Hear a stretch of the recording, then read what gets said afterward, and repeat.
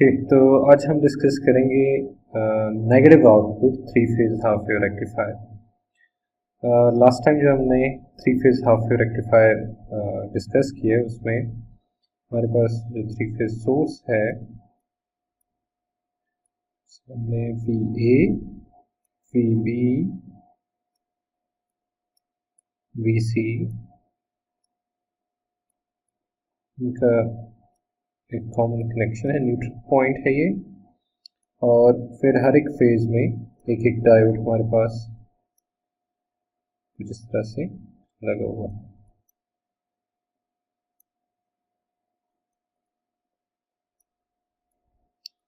तो इनको हमने नाम दिया से D1, D2 एंड D3। और एक कॉमन पॉइंट पे यहाँ पे कॉमन कैथोड पॉइंट बना के उसके आगे हमने एक लोड लगा दिया। तो ये हमारे पास three phase half wave rectifier जिसमें जो आउटपुट थी हमारे पास वी नॉट जो हमारे पास आ रहा था वो था पॉजिटिव। और इस तरह से सिचुएशन थी हमारे पास कि जिस फेज में वोल्टेज मैक्सिमम होती थी, फॉर एग्जांपल इस रीजन में जो है वी ए की वोल्टेज जो है वो मैक्सिमम थी।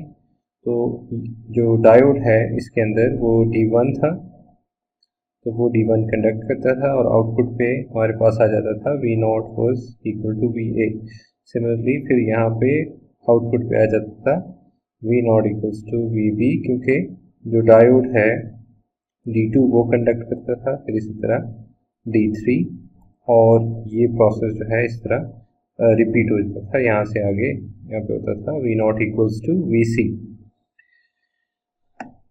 इसी तरह जो हमारे पास वोल्टेज अक्रॉस डायोड है वो हमने फेज टू फेज वोल्टेज वाले जो ग्राफ्स हैं, जो डॉटेड लाइंस हैं, इनसे हमने ड्रॉ किया।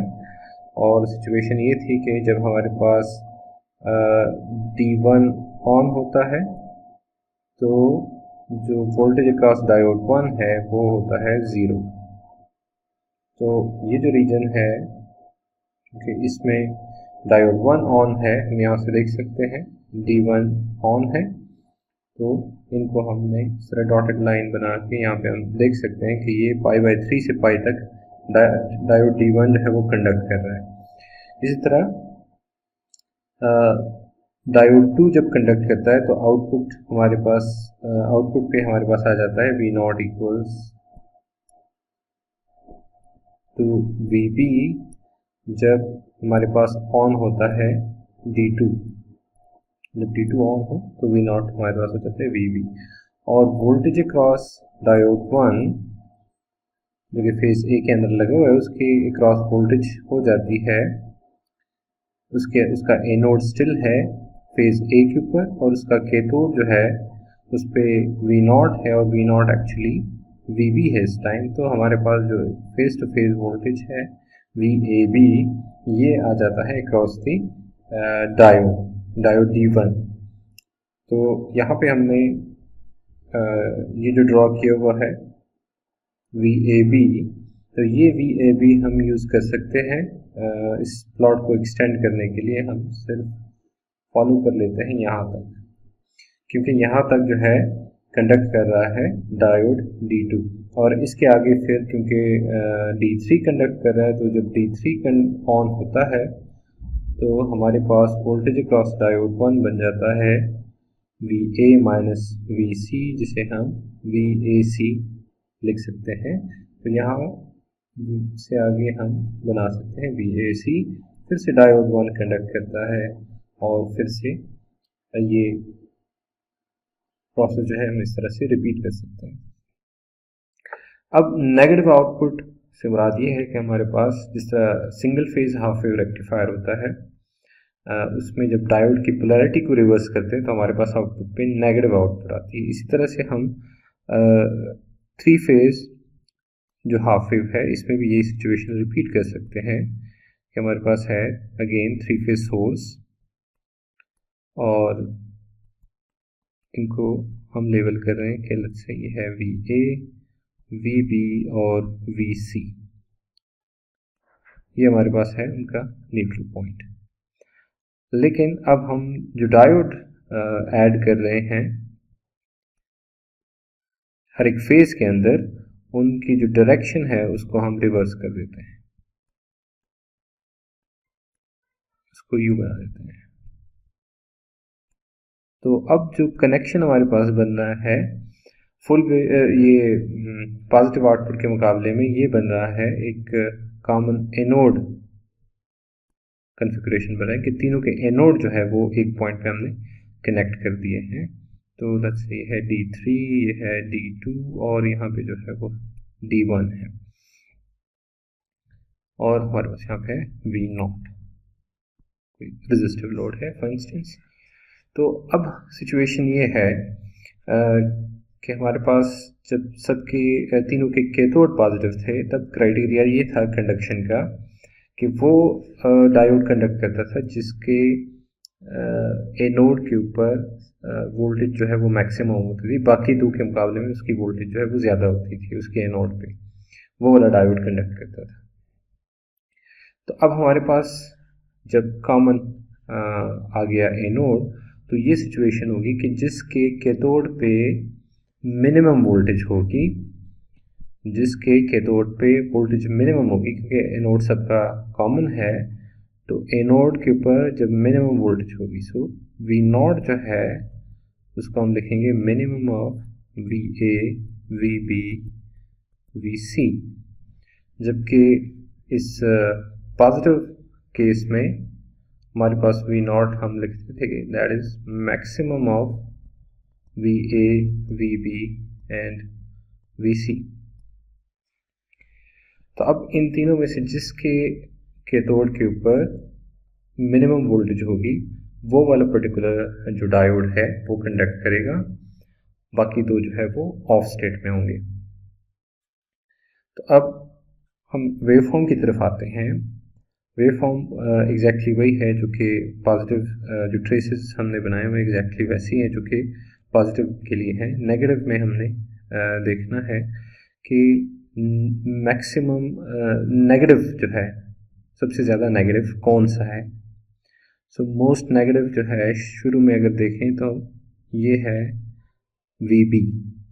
VB जो है वो सबसे लो है, और इस वजह से अगर हम देखें तो डायोड D2 जो है वो कंडक्ट करेगा इस रीजन में। तो मैं साथ में कंडक्शन का रीजन लिख लेता हूँ कि यहाँ से यहाँ तक D2 डायोड जो है वो कंडक्ट करेगा। अब जो 2π/3 पॉइंट है, इस पॉइंट पे आके VC नेगेटिव हो जाता है, तो ये काम चलेगा 4π/3 तक, जब आउटपुट पे आएगा VC। इसी तरह फिर हमारे पास VA हमारे पास आउटपुट पे आएगा फ्रॉम 4π/3 टू 2π/3, और फिर ये प्रोसेस रिपीट होगा, फिर से VB और फिर से VC। तो पहले D2 कंडक्ट कर रहा था, फिर उसके बाद जब VC नेगेटिव हो गया तो फिर हमारे पास आ गया D3 कंडक्ट करने लगा, फिर उसके आगे कंडक्शन शुरू हो गई D1 की, और फिर से ये जो साइकिल है ये रिपीट होना शुरू हो गया D1, D2, D3, इसी तरह से इस सीक्वेंस में ये कंडक्ट करने लगे हैं। तो अगर हम V0 को कंपेयर करें तो ये हमारे पास शेप थी V0 की, पॉजिटिव आउटपुट था, लेकिन जब हमने रिवर्स कर दिया जो डायोड की डायरेक्शन है, तब हमारे पास V0 जो है वो जो है वो इस फॉर्म में आ गया। तो इससे मतलब ये हुआ कि हमारे पास अब आ रही है नेगेटिव आउटपुट। तो इस वजह से हमने इसको नाम दिया negative output half wave, three phase half wave rectifier. अच्छा, अब अगर आप लास्ट लेक्चर से रिकॉल करें तो हमारे पास इसका जो V0 एवरेज था 3√3 वी हैड ओवर 2π, जो हमने कैलकुलेट किया। अगर शेप देखें तो एग्जैक्टली सेम शेप है पॉजिटिव और नेगेटिव आउटपुट की, तो इसका मतलब इसकी जो V0 एवरेज है वो भी यही वैल्यू होगी, सिर्फ नेगेटिव साइन के साथ ये भी होगी 3√3 वी हैड ओवर 2 पाई। सो ये क्योंकि शेप सेम है, पीरियड सेम है, सिर्फ जब आप इंटीग्रेट करेंगे तो इंटीग्रल से आपको वैसे ही वैल्यू मिलेगी जिस तरह पॉजिटिव केस में मिली थी। अच्छा, अब अगर हम प्लॉट करते हैं voltage across the diode, voltage across the diode अगर प्लॉट करते हैं तो नॉर्मली हम रखते हैं एनोड को पॉजिटिव और कैथोड के रिस्पेक्ट से, मतलब इस वोल्टेज को हम नाम देंगे VD1। ये जो वोल्टेज है ये हम असल में वोल्टेज अक्रॉस डायोड की जो वोल्टेज है VD1, इसको हम प्लॉट कर रहे हैं। तो जब वोल्टेज अक्रॉस डायोड प्लॉट कर रहे हैं तो हमें ये केसेस देखने हैं कि जब डायोड D1 कंडक्ट करता है तो क्या होगा। तीन केसेस मैं यहाँ पे लिख सकता हूँ। तीनों केसेस में VD1 की क्या सिचुएशन होगी। VD1 क्या होगा जब D1 कंडक्ट करेगा, जब D1 ऑन होगा तो बाकी दो ऑफ होंगे। जब D2 कंडक्ट करेगा तब क्या होगा, और जब D3 कंडक्ट करेगा तब क्या होगा, VD1। तो पहला केस क्लियर है कि जब डायोड 1 कंडक्ट करता है तो हमारे पास VD1 होगा 0। आइडियली बात कर रहे हैं कि वो जब डायोड कंडक्ट करता है तो उसके क्रॉस वोल्टेज जो है वो 0 होगी, क्योंकि करंट कंडक्शन उसमें हो रही है। तो हमने आइडेंटिफाई करना है कि V0 कब इक्वल टू VA होता है, वो ये रीजन है 4π/3 to 2π। ये वो रीजन है जिसमें डायोड D1 कंडक्ट करता है, इस वजह से उसके क्रॉस जो वोल्टेज है वो होगा 0। अब दूसरी चीज़ की तरफ आते हैं कि जब हमारे पास डायोड D2 कंडक्ट करता है तब क्या होता है। तो अगर डायोड D2 कंडक्ट करता है तो हमारे पास V0 होगा equals to VB। V0 equal to होगा VB। और अगर हम वोल्टेज अक्रॉस डायोड 1 फाइंड करना चाह रहे हैं तो उसके कैथोड के ऊपर है VA और उसके एनोड के ऊपर है V0 equals to VB, simply means VB। तो वोल्टेज अक्रॉस डायोड 1 बन जाएगा VB माइनस VA, जो कि हम लिख सकते हैं VBA, सॉरी ये रिवर्स में लिख दिया, VBA। और अगर हमारे पास डायोड कंडक्ट कर रहा है D3, फिर V0 होगा इक्वल्स टू VC, और जो हमारे पास वोल्टेज अक्रॉस डायोड 1 आएगा वो आएगा VCA। तो इस तरह से हमारे पास तीन सिचुएशंस जो है वो केसेस वो बन गए हैं।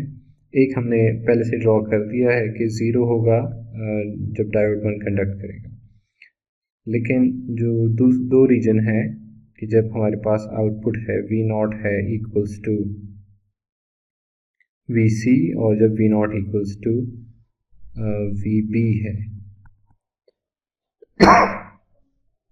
तो इन दो केसेस में VBA और VCA जो है वो वोल्टेज क्रॉस डायोड आएगा।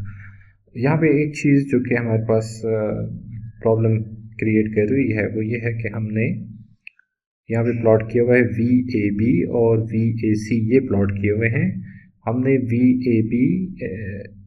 VBA हमें चाहिए जबकि हमने VAB प्लॉट किया, और VAC हमारे पास है जबकि हमें VCA चाहिए।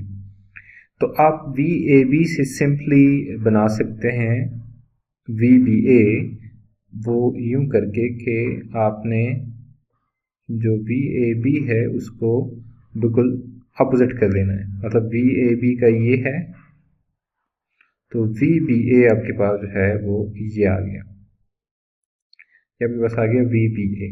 इसी तरह आपके पास ऑलरेडी मौजूद है VAC, VCA ये VAC है, और VCA आप इस तरह से प्लॉट कर सकते हैं कि यूं करके उसका जहाँ से वो पॉजिटिव होना शुरू हो रहा है वहाँ से नेगेटिव करें, एक क्रॉसिंग यहाँ पे और एक क्रॉसिंग यहाँ पे।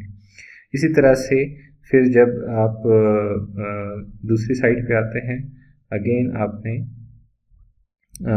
उसका भी पॉजिटिव साइकिल हम इग्नोर कर रहे हैं क्योंकि उस टाइम पे वो हमें फ़िलहाल ज़रूरत नहीं है, हम सिर्फ उसके जो नेगेटिव साइकिल हैं उसको ट्रीट कर रहे हैं।